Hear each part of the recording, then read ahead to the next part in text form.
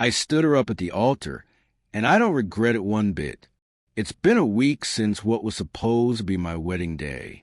I'm James, 34 years old, and I was supposed to marry my fiancée, Rachel, who is 29. We'd been together for 5 years, engaged for the last 18 months. And last Saturday, I left her waiting in a wedding dress in front of 200 guests. The reason is simple, yet to her and her family, it seems utterly incomprehensible. She secretly invited my brother to our wedding after I had explicitly, repeatedly, and in the clearest possible terms forbidden it. My brother, Kyle, is not just a sibling I have a petty quarrel with. He is the architect of the single most traumatic event of my life. 6 years ago, he was responsible for the car accident that killed our younger sister, Mia. He was driving drunk, showing off, and he walked away with a scratch. Mia didn't walk away at all. The grief shattered my parents' marriage. They blamed each other, then him, then the world, and finally divorced. It shattered me. I watched my vibrant, kind-hearted sister be lowered into the ground, and I had to listen to my brother's hollow, court-mandated apologies. He showed no real remorse, only self-pity for his own derailed life. I cut him out of my life completely the day after the sentencing. He was dead to me. My parents, broken and lost, moved across the country separately, and I was left alone to pick up the pieces of what was once my family. I built a life from the ashes, a life that included Rachel. Rachel knew the whole story. She had held me through the nightmares that still sometimes came, the dark moods that settled every year on Mia's birthday and the anniversary of her death. She knew I visited Mia's grave alone every month. She'd seen me delete, unopened, the rare, pathetic email from Kyle. She knew the sound of his name could make my blood run cold. From the moment we started discussing a wedding, I was adamant. Kyle is not to be invited. He is not to be mentioned. He does not exist. If you ever see him, you walk the other way. This is non-negotiable. She had nodded, her expression solemn, and said, "Of course, James." I would never. Planning proceeded.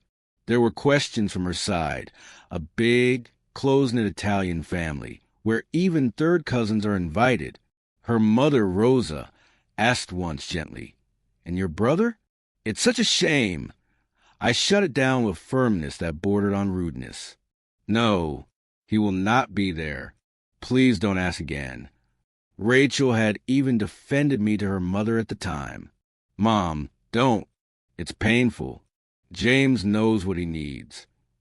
I thought we were a united front. A week before the wedding, the universe decided to give me a warning. I was coming home from a final fitting for my tuxedo.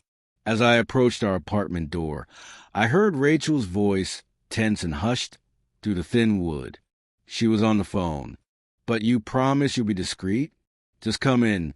Sit at the back. Don't approach him before. I'll handle everything after the ceremony.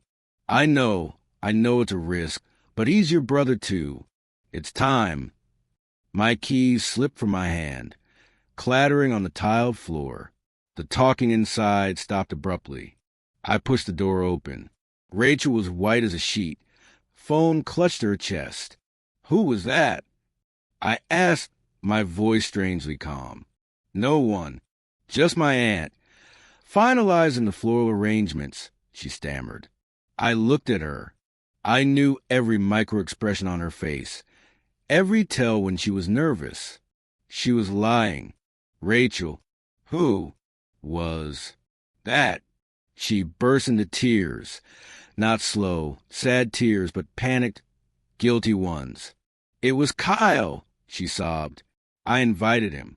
I'm sorry, I thought, on a day about family, about love and forgiveness, you could find in your heart to..." I didn't hear the rest. A roaring sound filled my ears. The betrayal was so profound, so absolute, it felt like a physical blow to the chest. "You did what?" My calm shattered.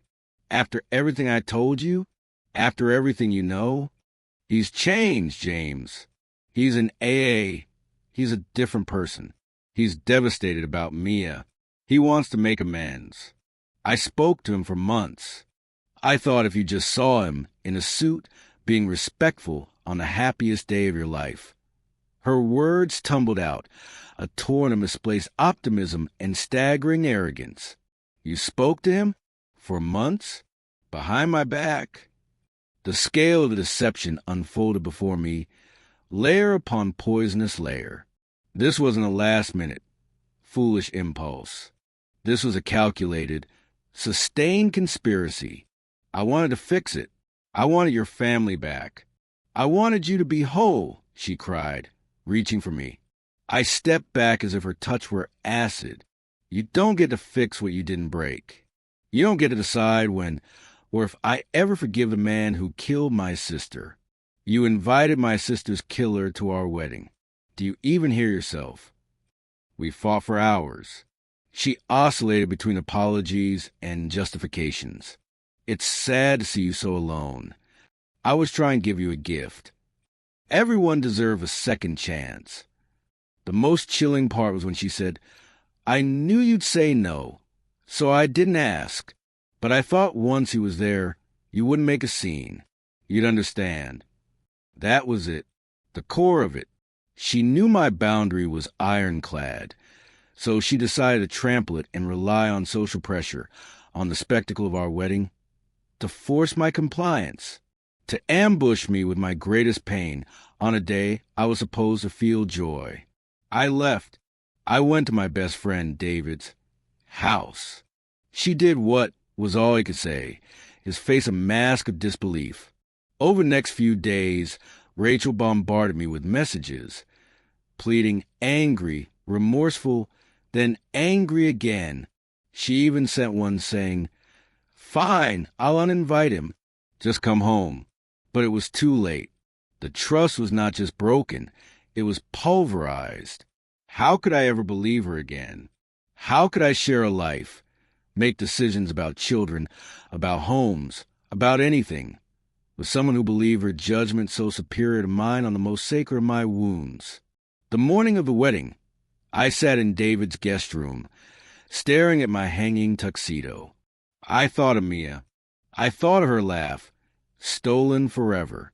I thought of Kyle's smug face in the courtroom. And I thought of Rachel, conspiring with him, planning her beautiful surprise. I felt a cold, clear resolve settle over me. I would not be manipulated. I would not be forced to perform forgiveness for an audience.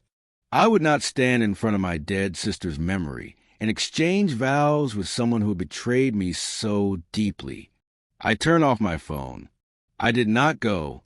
The fallout was predictably nuclear. I learned the details later from David, who, as my best man, had the unenviable task of being there. The ceremony was delayed, then delayed again. Whispers turned to worried murmurs. Rachel, in her gown, moved from confusion to panic. Her father finally made an awkward, halting announcement that the wedding was regrettably postponed. Chaos, and Kyle, as instructed, was indeed there, sitting at the back. David said he looked uncomfortably out of place. And when it became clear I wasn't coming, he had the gall to look offended before slinking out. Rachel's messages, when I finally turned my phone on 2 days later, were a hurricane of fury and devastation. You humiliated me. My family spent a fortune. You're a coward. And, tellingly, Kyle came all this way for nothing. That last one confirmed where her sympathies ultimately lay in the disaster she created. I agreed to meet her, one last time. She was a ghost of herself, eyes hollow from crying. The anger was gone, replaced by a deep, shivering misery. Why couldn't you just talk to me that day? Why did you have to destroy everything? She asked, her voice barely a whisper. Because you destroyed it first. I said, my own voice tired but steady. You planted a bomb under our marriage and are shocked it exploded. You didn't want to talk. You wanted to present me with a fait accompli.